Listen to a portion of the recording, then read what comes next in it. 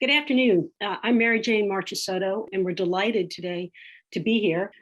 For those in the audience who I've not yet met, let me give a little bit of background about myself. I am as the founder and principal of MJM Advisory, which is a company that I set up a couple of years ago to provide advisory services to the food allergy community based on advocating patient-centered research, education, and advocacy.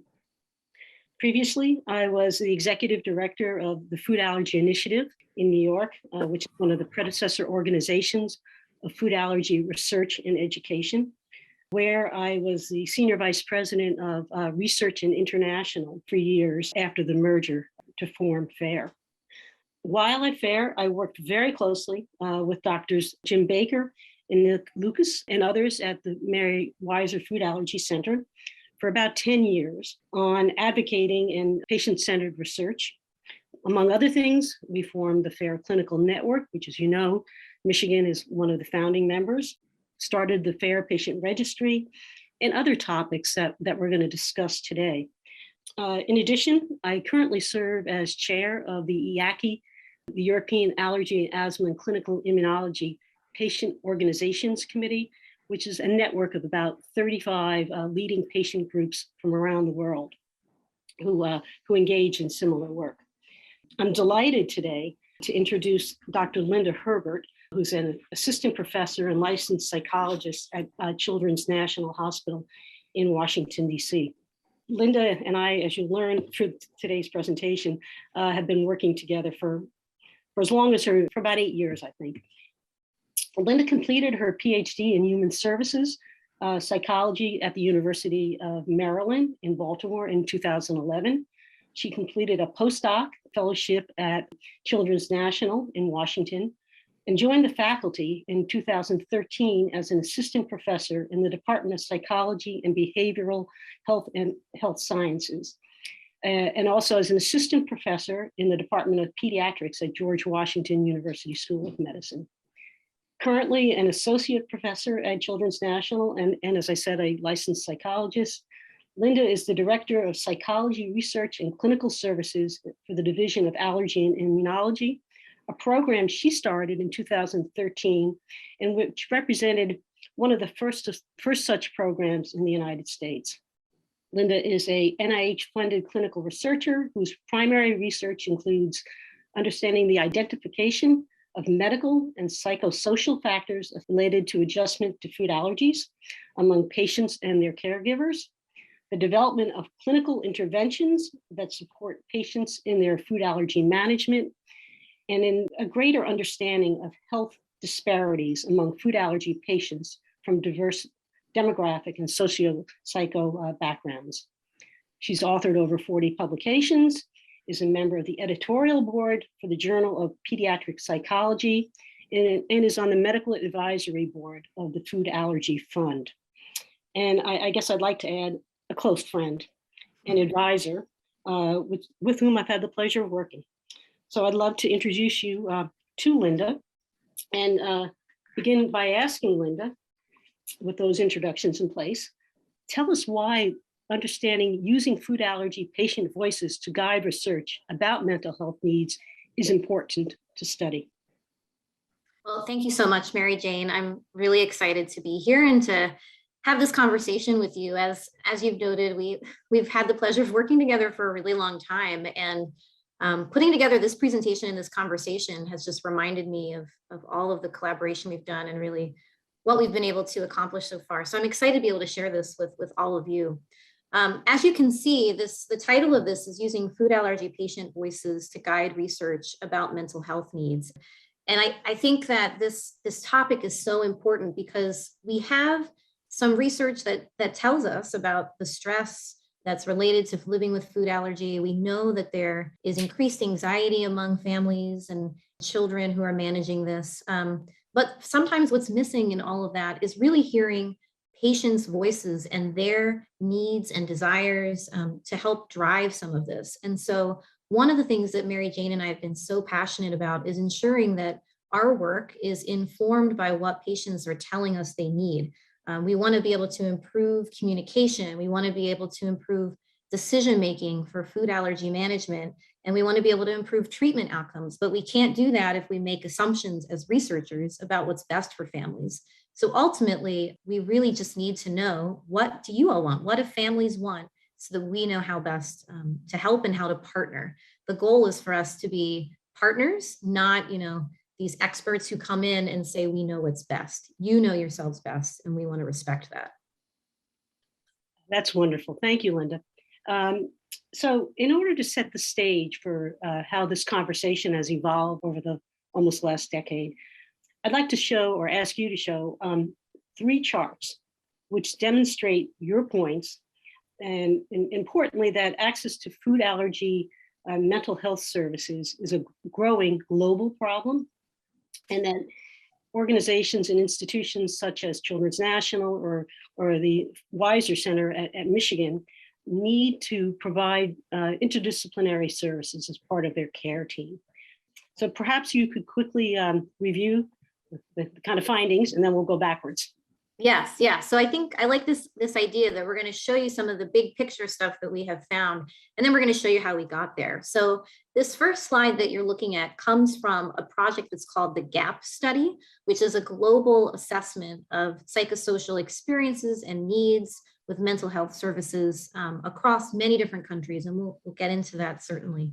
But what this slide is showing you is that we were able to survey over 1,300 caregivers of children with food allergy across Europe, across Australia, North America, and South America, to ask them, have you experienced psychological distress related to food allergy? And what you can see with this graph is that many, many caregivers are saying they have. We have on our left, we have Spain represented, saying that at least half of them have experienced some type of psychological distress related to food allergy, and all the way across here to Brazil, where we have 97% of caregivers who responded saying that they've had this type of distress. So we see that this is a problem. This is something that's happening across our various countries that we've surveyed around the world. Since we know that this distress is existing, we also want to know, are you actually being screened for it? Is anybody in a medical appointment, in an allergy appointment, asking you about this? And so across these countries, these same caregivers told us whether or not they had ever been screened. And so if you keep in mind that that last slide had these really tall bars saying that so many people are reporting distress, the thing to look at here is that these bars are a lot smaller. We see that in Brazil, despite the fact that 97% of caregivers said they had distress about this, 0% said that they had ever been assessed for it. And even in some countries that are doing a bit better, when you look over at the right hand of the screen in Germany, 52%, that's still only half of families who are being screened. So we're missing a lot.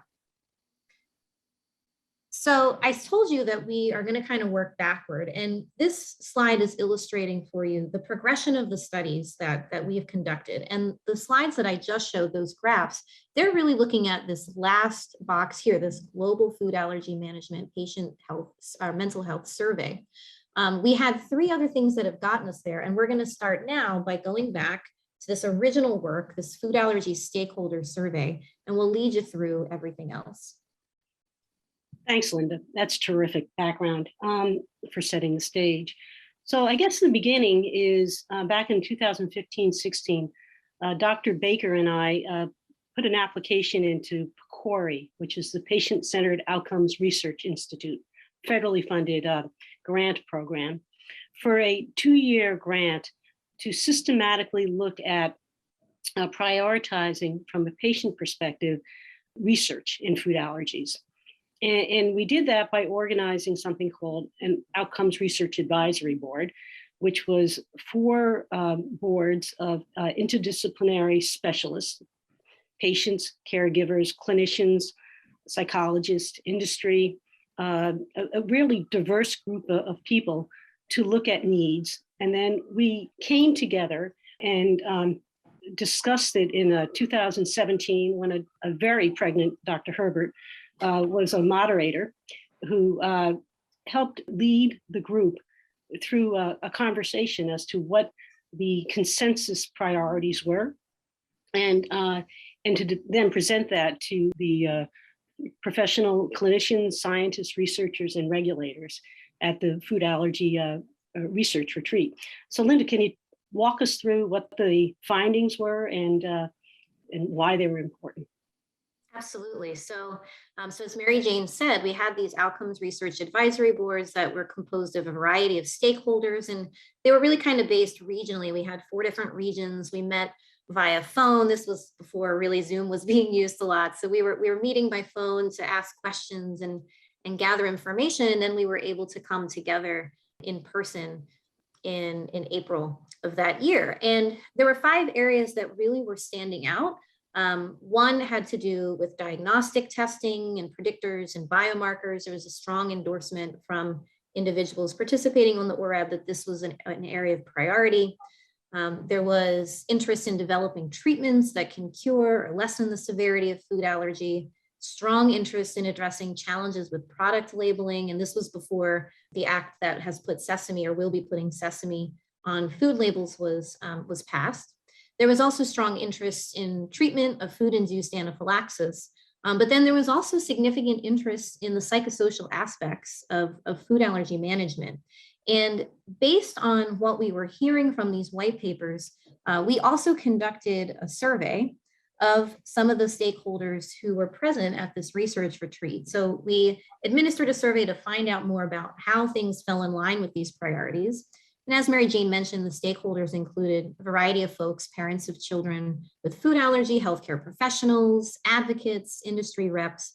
But when we pulled out and looked at specifically those individuals who weren't food allergy researchers, so the parents, the healthcare providers, et cetera, 10% of them said that the psychosocial issues were their top priorities. So out of all those 5 things that were listed, all incredibly important areas, 10% said that psychosocial issues were the most important to them. And that was just so striking to us as advocates and researchers.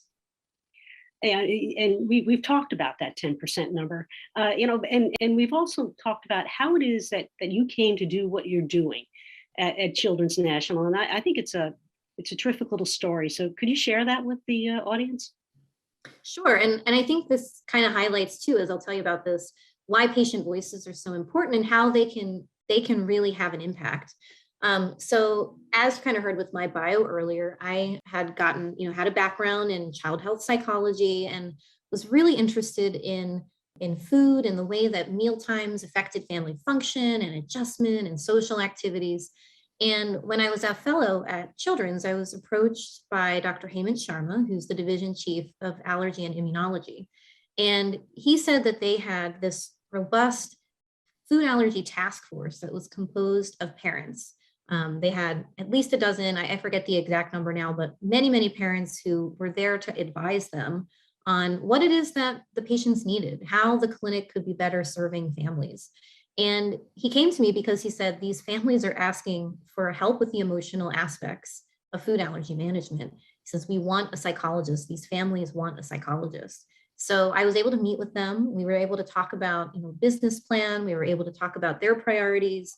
There's so many things that I knew I could be doing, but I wanted to hear from them what it was important. And so based on that, we decided that focusing on having outpatient therapy available, but also support in oral food challenge clinics would be an incredible place to start.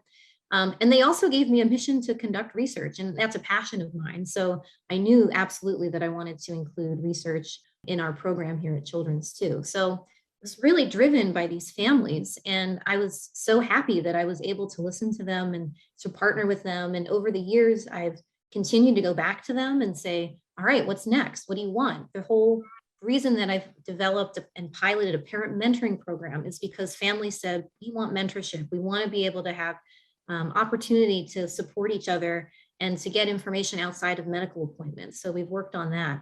And the longer that I've been in this space, the more help I see is needed. And so I've been really fortunate to be able to bring on trainees, graduate students in psychology, other fellows, and was able about 3 years ago to bring on another full-time psychologist to address some of the clinical piece. And we've really just been able to grow. And as I've done that, I've also really tried to partner with other psychologists in other parts of the country to spread this message that we hear families saying they want this. So it's time for us to do something about it. Actually, you remind me, we used to joke that you, when you were the lone agent doing this, kept your Rolodex of contacts in your wallet. And I know since then you've done wonderful work in the professional psychology societies to grow the field. Can you tell the audience what you've done Yeah, there?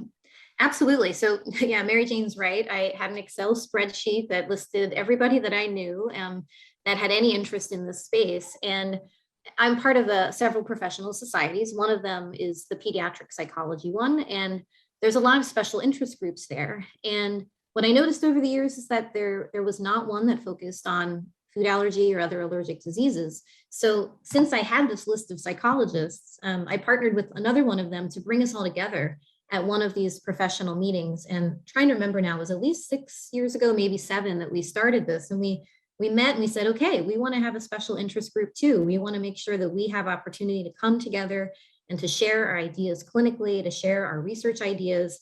And we meet annually now at this meeting to discuss and to bring new trainees into the fold. And it's just been a really good way for us to build our numbers and to build support for these types of programs. I'm just curious, what are the numbers today? Do you have a rough idea? Oh, yeah. So it kind of depends on how you break it down, clinical versus research. But I think that there's at least 8 to 10 programs in the US that have at least like a part-time clinical psychologist. Not everybody's full-time, but there's also a lot of people that are doing research too. So even in some clinical programs where they don't, or in some programs where they don't have a clinician, there are folks that are interested in conducting this research. But I also don't want to not mention the fact that social work is also really trying to address some of this too. So there are licensed clinical social workers who are working to address this gap. And one in particular, Tamara Hubbard, has what's called the Food Allergy Counselor Directory, where you can look and find clinicians, some who are affiliated with divisions of allergy and immunology like me, but also many who are in private practice and in the community. So that list has now a couple dozen folks that are listed. So we are growing in number, which is really helpful and wonderful to see. And it just also highlights how fortunate your patients at Children's National and those at the Mary Weiser Center is to have access to professionals who focus on this. Thanks again. And thanks, just wonderful. So let's go to the next slide and start back at the beginning. So tell us about the research, what was done in the US and what some of the key findings have been. Yeah, so here we started with this food allergy stakeholder survey. We knew that this was a concern, that psychosocial issues were a big priority, but we didn't know the scope of what was actually available. Like I had been putting together my list here or there, but things hadn't really been systematically assessed. So we decided to continue our work together to conduct an assessment of the centers of excellence within FAIR. And so here you can see that we wanted to determine the availability of mental health services for patients with food allergy. And we were able in 2018 to survey 29 of these centers. And we asked them about a couple different things. We asked them about the number of mental health professionals that were employed within their division, but then also within their institution and their community, because we wanted to understand, okay, if you don't have someone with you, do you have people that you can refer to? We also just wanted to understand more about inclusion of mental health professionals in food allergy clinical trials, since many patients clinically have told me that that can elicit stress and anxiety. And we also wanted to get the site coordinators' perceptions of the types of mental health concerns that they were seeing related to food allergy. So here just before you go there, I just want to note that this was done back in 2018 when Dr. Baker and I were at FAIR. FAIR has gone on to grow its clinical network considerably since then.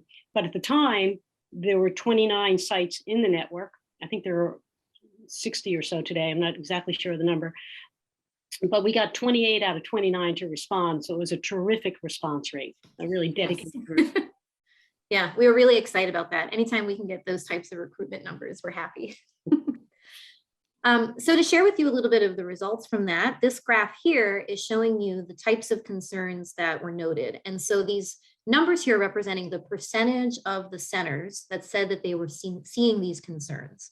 So for example, things that might jump out here, 96% of these centers said we see food challenge anxiety. 96% we see child anxiety. 93% said we're seeing parent anxiety. But anxiety wasn't the only thing that they were saying. They were also saying that they were seeing families who were reporting bullying. So 7 out of 10, basically 71% were saying that bullying was a concern. Adherence was also a concern. So carrying epinephrine, reading food labels, making decisions that are in line with food allergy management guidelines. So what you don't see here is anybody is a 0%, is a 10% of sites saying that these problems are happening. Everybody is saying that this is something that's a big deal. And I'll also share, our results about the availability of mental health professionals. So we found, and I'm just going to look at my notes here. So we found that very few programs actually had a psychologist in the division. Only 3 centers of these 29 had someone in their actual division, of which my program was one of them. We then had about 18 of the 29 that said they had someone in their institution, and 15 of 29 who said they had someone in their community. And if we extrapolate this to look at psychiatrists, so individuals that prescribe psychiatric medication and sometimes also do outpatient psychotherapy, there were even fewer. Only 1 said that they had someone in their division. 19 said they had them in their institution. What we're seeing here is a pattern of a great need for services that's not matched by individuals who can provide that service, either in the institution or in the community. This is also noted within the clinical trials. So we can think about, clinically, if someone comes in for an allergy appointment, is someone available to them, yes or no? But we can also take a deep dive into the research piece and say, okay, for oral immunotherapy trials or epicutaneous immunotherapy trials, do you have someone to help? And only 39% of these centers said that they did. Knowing what we hear from patients that this is a great need, it's definitely apparent that we're not doing enough, we're not providing enough staff for this. We also asked the site coordinators, when do you think is an appropriate time for mental health services? Because if we don't have enough people to provide service, can we at least triage and figure out okay, when we absolutely need to be going in so that we can take advantage and wisely use the time of providers? And here what we're seeing is that diagnosis is a much needed time to have psychologists or a mental health professional. Developmental transitions are important. And what I mean by that is I notice shifts in adjustment based on what children understand about their food allergies. So as kids get older, they have questions, they might become anxious, they understand what the impact of an allergic reaction might be. Or a developmental transition could be something like transitioning into adolescence when you're more independent. So those types of things were really important. What also really jumps out to me here is before food challenges and after allergic reactions. So those stressor points are times when they really felt that it was appropriate. So if we want to bring some conclusions from this, it's kind of what I've been saying, which is that we see an endorsement of psychosocial concerns related to food allergy, but we don't see this matched by providers who can help with this. And we don't necessarily see even pipelines established from institutions into communities to help with this either. And over time, this has been getting a little bit better. As we've said, there are more individuals and we have this food allergy counselor directory now, but it's still a concern, absolutely. So there may be difficulty accessing mental health support. So this then leads us to the next phase of this. And Mary Jane, is there anything that you would like to add here or highlight as well? Yeah, exactly that we were armed with clinical data, but we hadn't gotten direct data from the patients and the caregivers. So what we decided to do, and Linda will explain in the next few pages, is we decided to utilize the FAIR patient registry, which is another effort that Dr. Baker and I started back with Dr. Garcia, who was our registry manager at the time at FAIR, to grow and develop. And I'll note, like the clinical network, FAIR has gone on to invest more heavily in the registry going forward. But this is back in the early days of the registry. And it was really fun to be able to develop a tool and then quickly utilize it to get information out. So please take us through that. Sure. So again, here's our progression. We asked about priorities from families, the stakeholders. They said psychosocial issues. So we said, let's ask what's happening in clinics from the clinic staff. We got their information. And then we said, okay, we really do need to hear from patients again. What are their experiences? And we were fortunate to be able to use this patient registry. So we implemented a survey that would help us understand more about participation in mental health treatment for food allergy, as well as then experiences with that mental health treatment. And this was a survey that was conducted in 2018. And we were fortunate to be able to present some of these findings at conferences, at global conferences, actually. So we were asking both parents and caregivers. I'll note that because here you'll see in our next couple of tables that we have both represented. So the teal color that you see is patients themselves reporting about their experience. And then the yellow bars are what the caregivers of children with food allergy are saying. So here we see that over half of our respondents, of which we had over 600, told us that they had had some type of mental health concern related to food allergy. And they also said, many of them, that this is carrying over into non-food allergy mental health as well. So that could mean that you're not just worried about having an allergic reaction, but you might be worried about the way that interacting at school for your kids is going to be affected. Maybe you have anxiety about leaving the house and going to other settings or traveling. So things that might not seem to be completely tied to just an allergic reaction in the moment.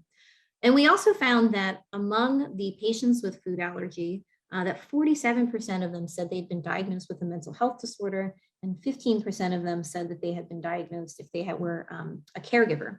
This is not necessarily only because of the food allergy. This is just in general what they were saying.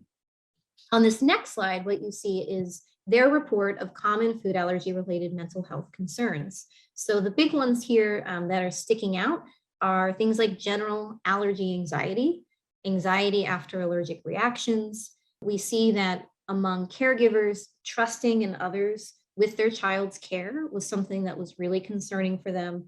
And just generally stress about their child's health. So the burden of having to manage this every day, of potentially worrying about what the future is going to look like for their child. But we also are seeing concerns with social interactions. So being isolated socially because of that, adherence concerns, things like that. And here on the left, you also see we asked whether or not they'd ever attended an appointment for food allergy related treatment. And many of them said yes. 23% of patients said that they had. 27% of caregivers said they had gone for help themselves due to food allergy. And then 21% of caregivers said, I've taken my child due to my child's concerns, food allergy. We also find that many people, fortunately, are saying that this was helpful, that seeking mental health treatment for their food allergy was useful and addressed a lot of their concerns. So we see here that many of them, 73% of patients, 66% of caregivers said, yes, this was helpful. But one of the things that I'll note here is that not all of them were knowledgeable. Not all the mental health professionals were knowledgeable about food allergy, and not all of them were collaborating with a pediatrician or an allergist about food allergy either. So there is some room here. It's wonderful that folks are getting help, but I can see that there's room for us as providers in this space to be speaking more with mental health professionals who might not be embedded in a clinic like ours to learn about this, because I can only imagine how much more helpful that would be for families. We also found that many patients were satisfied with the mental health experience that they had, which is wonderful, but some did end up going to seek a second healthcare provider due to initial satisfaction. And that we're not sure what that is from. Like, I don't know if that's due to a lack of food allergy knowledge or other things. And it is not completely uncommon, even outside of food allergy, for folks to go and seek healthcare for a different match. But this is the pattern that we're seeing here. And then finally, with respect to this survey, I want to really highlight the barriers that we saw to seeking mental health care for food allergy concerns. These are things that probably won't surprise you. They're things like cost. We know that having insurance coverage and paying for therapy can be a big challenge for many folks. And the unique thing about food allergy is that we saw that parents are saying, one of my concerns is leaving my child with another caregiver. So then if you're thinking to yourself, I want to get mental health treatment and I want it to be, one-on-one with a provider so I can speak freely about my experiences, finding childcare then for that allergic child can be challenging. So there's a bit of like this vicious cycle of, I want to be able to feel comfortable leaving my child with other people, but in order for me to get that treatment, I have to leave my child with someone else. Then there's also problems related to practitioners not being available, and certainly time constraints. And, we all are incredibly busy and families are incredibly busy. And so finding ways to fit this in, and it can be really, really hard. So there's a lot here that can interfere with families getting the help that they need. So to summarize this section, and then of course, Mary Jane, please chime in too on your thoughts. But what we're finding is that about 1 in 5 of these patients on the patient registry responded and said that they have mental health concerns related to food allergy. That many of them did find that treatment was helpful, although not many found that they had someone who was knowledgeable about food allergy, and that collaboration with medical professionals was really rare. There was a lot of logistical barriers. So this told us a lot about what's happening among the families that knew about the registry and that sought to participate in it, specifically in the United States. And from here, we thought, okay, well, there's got to be something happening globally too. Like, I know that the food allergy literature has researchers in other countries, and the types of things that they're reporting have been pretty similar to the types of things that I had been seeing in reporting. But it made sense to start connecting. And I think, Mary Jane, if you want to illustrate like the next step and how we did that, that would be lovely. Yeah, well, and you saw back on the charts. And by the way, Linda, this has been a terrific, trip down memory lane, and Yes. and the findings and all the places that the things we did, places we saw, as Dr. Seuss would say, and two of the places that we got to discuss these findings with were at the IACI Patient Organization Committee meetings in Copenhagen and in Florence, I guess in 2019. So pre-pandemic, when you actually got together, or like we're starting to do again today. And at those meetings, in addition to the formal presentations, there's wonderful opportunities for informal conversations, not only among colleagues that or peers that whose articles you had read, but also the patient groups. And I know, we heard from the patient groups. I indicated earlier that I chair this patient organization committee, and that is, as I said, 35 or so organizations from around the world, North America, South America, Asia, India, Europe, Australia, New Zealand, Hong Kong, really every place. And some of those conversations helped us think about what do we do next? How do we take this momentum? And what we're going to do is talk about how we leveraged the patient organization committee and how we came together really as a group of investigators, putting together what I call the dream team of individuals working on this project. And personally, it's kept me sane during the pandemic working on it with you and others. So let's shift gears and go global. Okay. Yes, and as Mary Jane said, the value of being at these conferences and being able to meet with the patient organization representatives has been unspeakable. Like, it's just so great. And it really informed a lot of what we were here doing next. So from all of this was birthed a global food allergy patient mental health survey called the GAP study, or the Global Access to Psychological Services for Food Allergy study. And the purpose of this was to take that survey that we had conducted on the patient registry in the US and to use that as a basis to assess access to and uptake of psychological services around the world, to explore patient needs with the ultimate goal of then doing something with it, right? So we're asking all these questions, and we want to, at some point, that's our goal, is to be able to then develop something that gives back to families and addresses these needs. So this is all designed with that in mind. So the GAP study has 3 phases. The first one's highlighted in red because this is the one that we've completed so far and which we'll be mostly talking about. The first thing was to take that survey from the registry, adapt it for a global population to assess the needs and access and uptake to psychosocial services. Phase 2 is an in-depth interview and a follow-up survey to explore these a bit further. And then our third phase will be developing and piloting online resources for families who are in need of support and may have difficulty accessing it as currently exists. So, Linda, I just want to interject here that, so this 3-year study that we've been able to secure funding for it to take us through and complete. But I want to stress that the patient groups uniquely do this. They take through the patient organization committee, take a topic that is of local interest. In this case, it was mental health in the United States, or access to health in the United States, and to take the studies globally. And we've done that through the patient organization successfully in labeling. We've done it in epinephrine availability.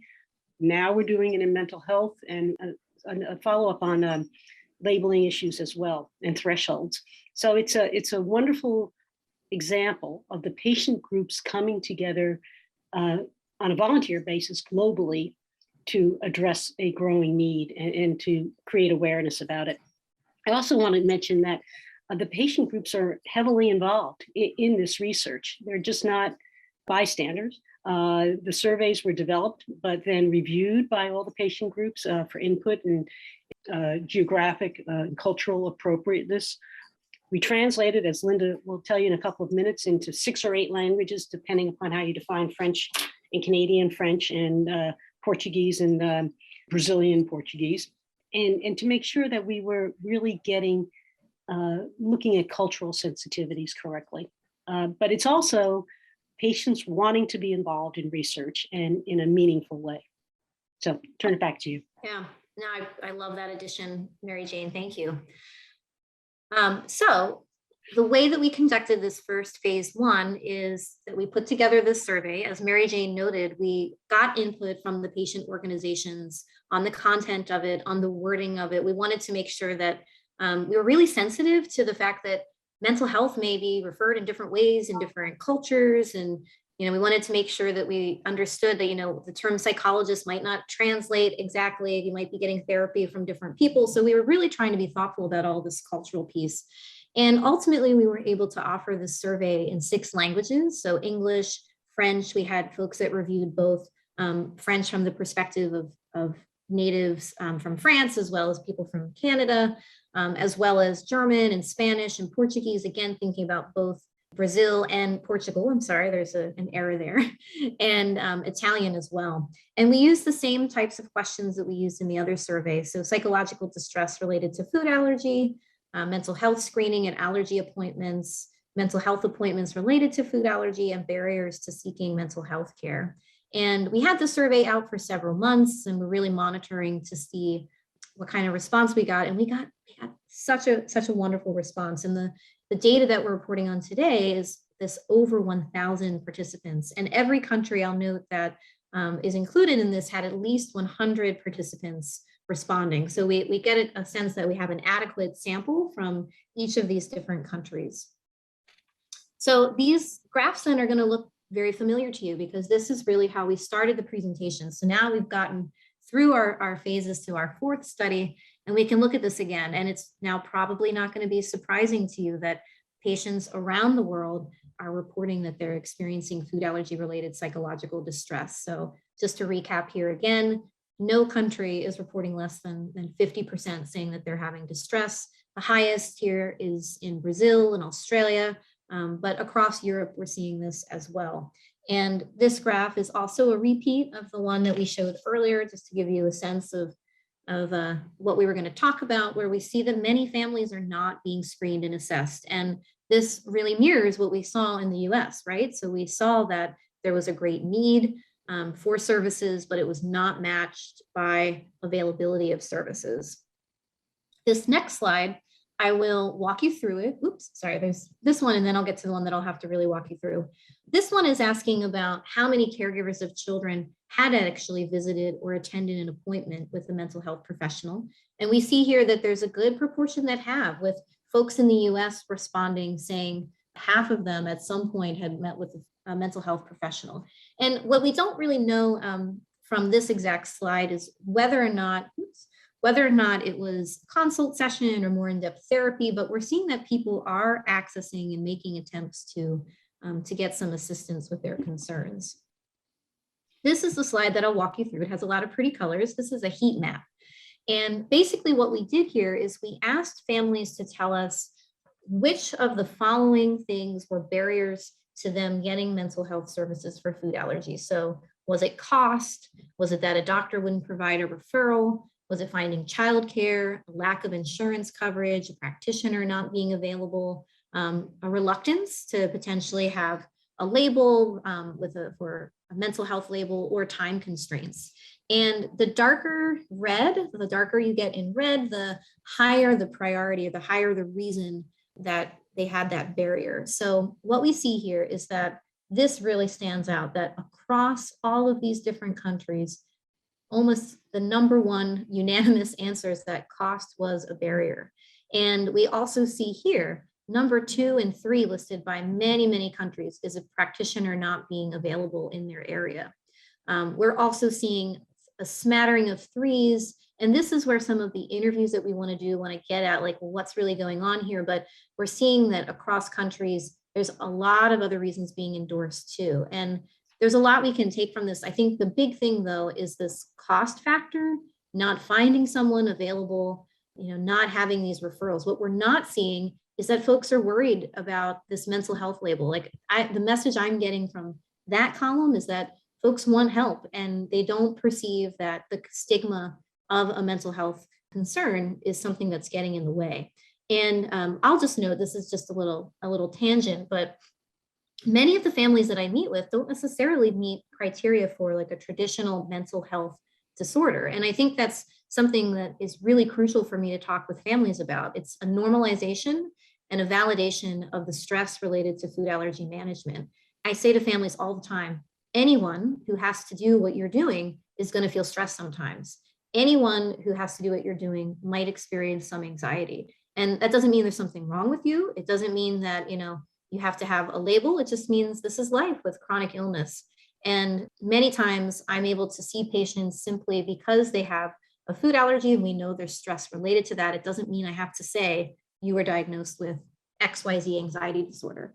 And what we're seeing from families here is that, that might not be something that's a big barrier. So this tells us where we need to go. We need to be figuring out this cost piece. We need to be figuring out, how do we provide more practitioners that are available? How do we address this childcare piece? Is there a way for us to provide services that doesn't require someone to travel or have to come in or, find childcare? So this is all really significant. And, I should just mention here, all this data that Linda's presented the last couple of slides is really hot off the press.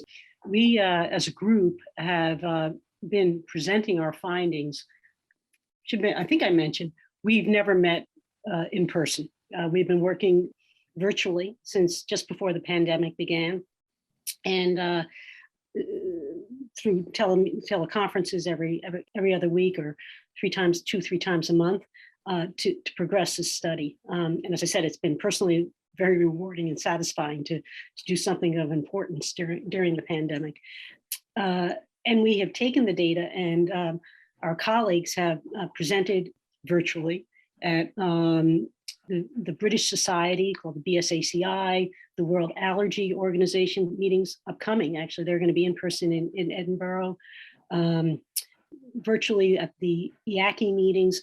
But the data Linda just showed in the last slides, Linda and I submitted and presented a poster at the Quad AI just a couple of weeks ago. So the data is very hot, very new, and you're among the first to see it, along with the colleagues at the Quad AI meeting. So it's in the early stages of about a third of the work is done, but it's already been a very productive grant.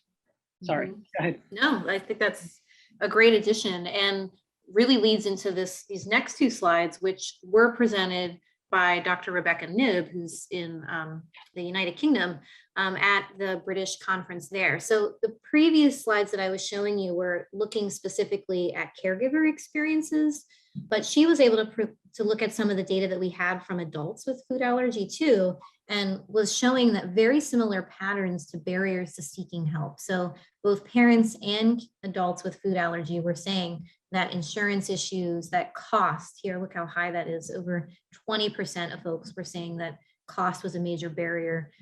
Time constraints, all of these things are enormous barriers to receiving mental health assistance. And of note here, I showed you what the parents were saying, but some of these are even higher among the adults with food allergies. So not having a practitioner available is even higher among the adults with food allergy, not having a referral.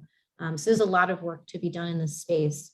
And this slide I also thought was just interesting because it informs us of the type of help folks are receiving and maybe what we can be doing a bit more of. So this big one here, this CBT, stands for cognitive behavioral therapy, which is the type of psychotherapy treatment that I provide. It's evidence-based. It provides very specific tools and strategies to manage stress and anxiety and other symptoms.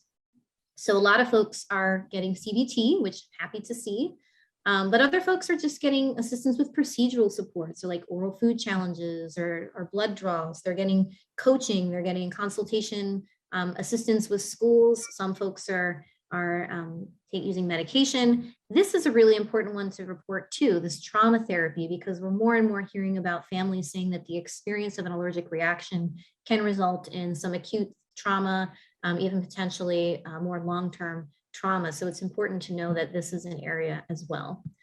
So to kind of wrap up then what's been happening with the GAP study, in phase 1, we've now seen that across the United Kingdom, parts of mainland Europe, North and South America, Australia, that there are large proportions of caregivers who are reporting distress related to food allergy. And yet, again, this theme of difficulty actually accessing.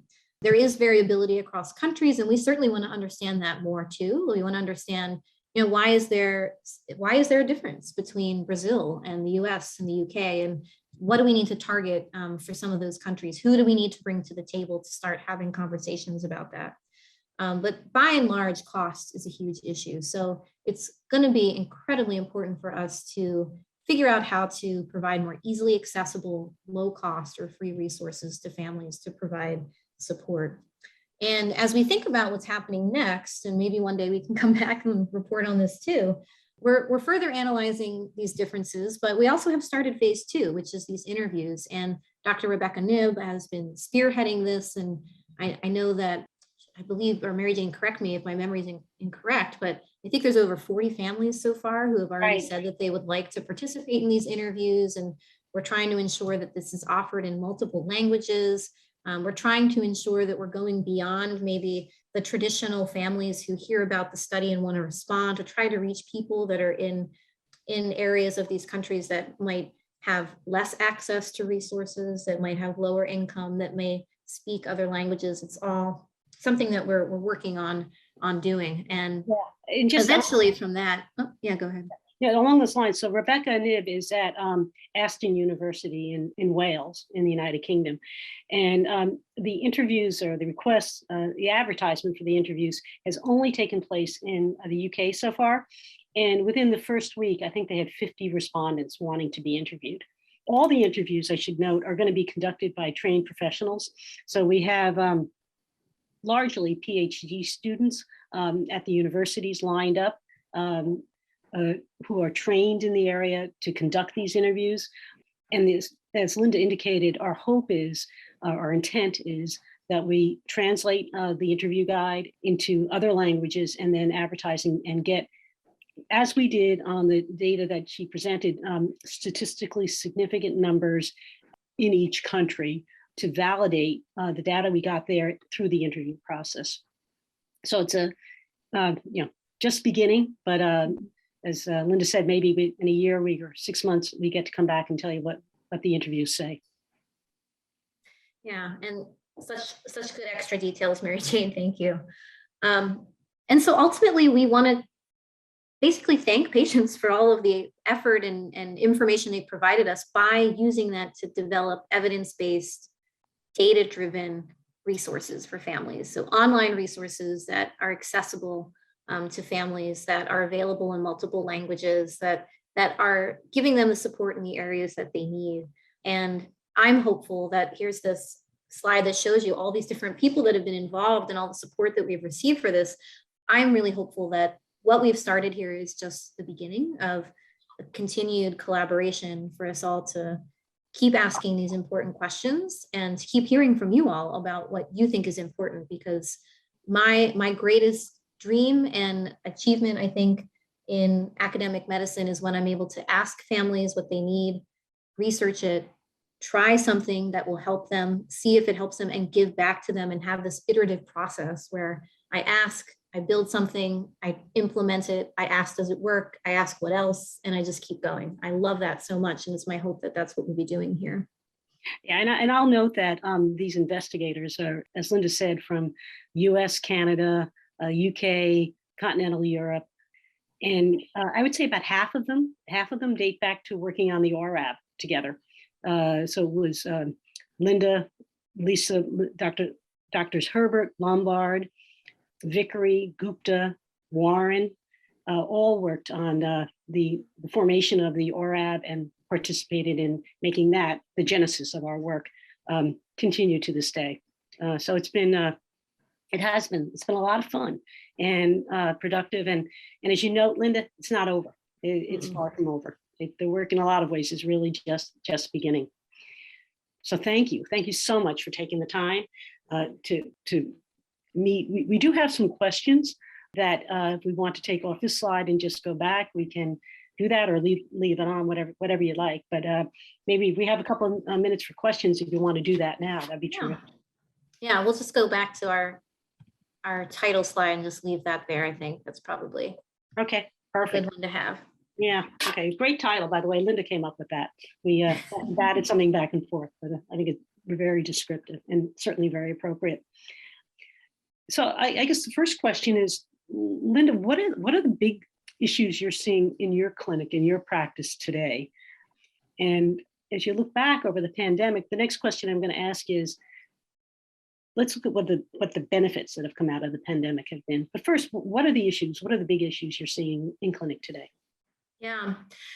Well, I think there's kind of two buckets. I mean, the pandemic has resulted in increased stress for everyone. Everyone has had a unique experience, and in some ways, whatever their life circumstance has been, stress has been amplified. And so we certainly see that in clinic. And I see that anxiety about food allergies is very apparent. And one of the challenges that I face here is that we don't, as we've talked about, we don't have enough providers to provide assistance, and we don't have enough tools necessarily to help families that are really evidence-based. So we know what the concern is, but we don't necessarily have all the answers for it. So it's stress related to navigating school, as there's been changes in where kids eat lunch, how they handle snacks, how they handle hand washing and masks, like all of that requires some movement and adjustment on the part of food allergy management too. So we've had to look at like 504 plans and IEPs to see how they might need to be adjusted or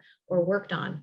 Helping kids navigate social situations again is a big thing. So for a long time, families may have felt pretty secure because they weren't going many places. They were able to really control food allergy management and exposure.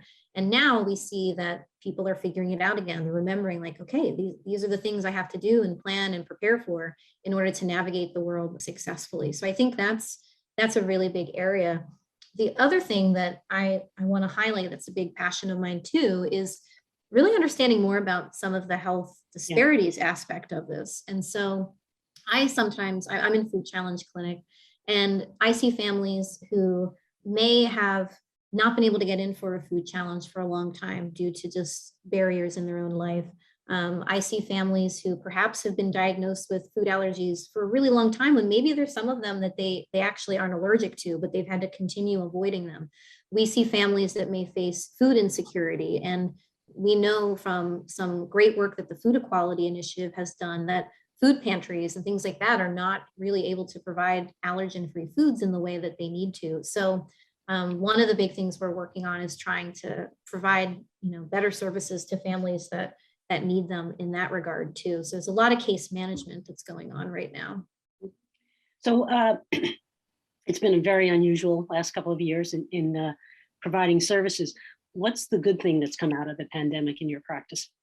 Yeah, so I think one of the really helpful things has been telehealth, right? So access to services can sometimes not happen, as we saw, because of location and geography. And here in DC, we have 4 different clinic locations for our food allergy clinics, and traffic is pretty terrible. So it can be really, really hard for families to get to a provider in the clinic on the day that they're there without having to miss school, without having to have work issues. So telehealth has been a nice option for families to be able to have access to services. So I think that that's been something that's been helpful. And it's also just required us to think creatively. So we've had to think really creatively about what types of resources we offer. Are they paper? Are they in person, et cetera?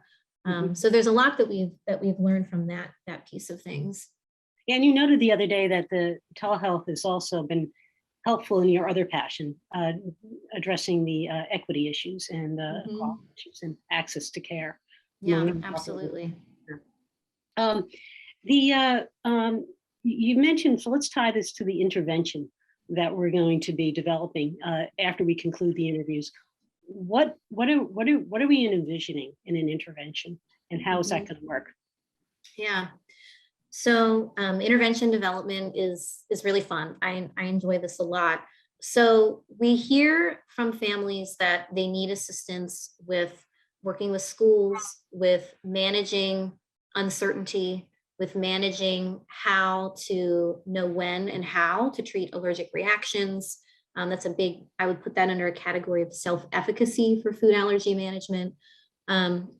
And so when we think about interventions that we develop, we think about how we can address all those different things. And cognitive behavioral therapy is a great tool. And what we call psychoeducation is a great tool, and just general education. So when I'm envisioning what we're doing, I'm envisioning providing families with concrete information about food allergy and food allergy management. We want to make sure everybody starts on the same page and knows what it is that they need to do. From there, we want to provide normalization, validation of the stressors and the emotions that are there related to food allergies. But then we also want to provide practical strategies for, say, advocating for your child, for communicating with others about food allergy. And so what that can look like in therapy is role playing and practicing using strategies like the DEAR strategy, where you're like, describe a situation, indicate your emotions, ask for something, reinforce, like very practical things like that. In cognitive behavioral therapy, we also work to address anxiety through the teaching of relaxation skills, of monitoring your own symptoms, of working through little exposures, not eating a food that you're allergic to, definitely not, but like exposing yourself to situations where they might elicit a little bit of anxiety, but there's something you value, like a holiday party or travel, so that you get some confidence in your ability to manage your anxiety in those situations.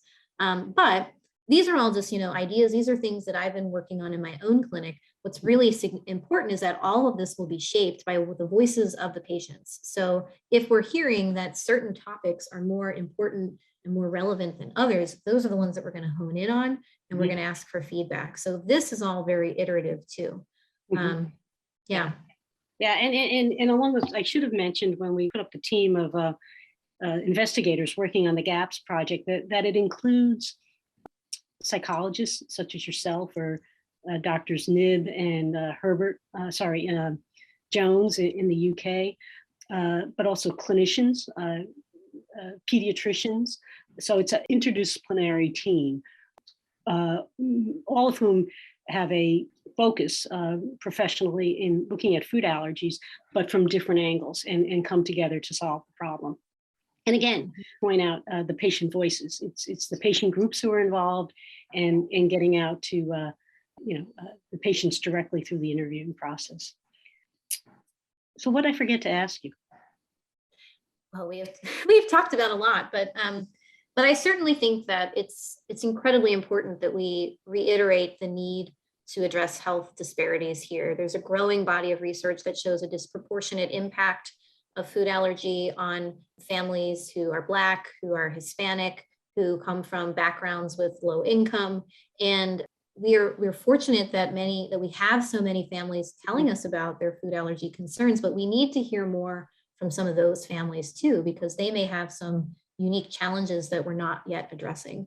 And I feel really passionate about ensuring that our research is broad and is recruiting diverse patient populations. So there are groups that are really working to this, that are trying to build partnerships with these types of families, so that we can ensure that everybody is able to have a better quality of life and is able to make treatment decisions that they feel confident in, that they feel that they have options. All of that is really important.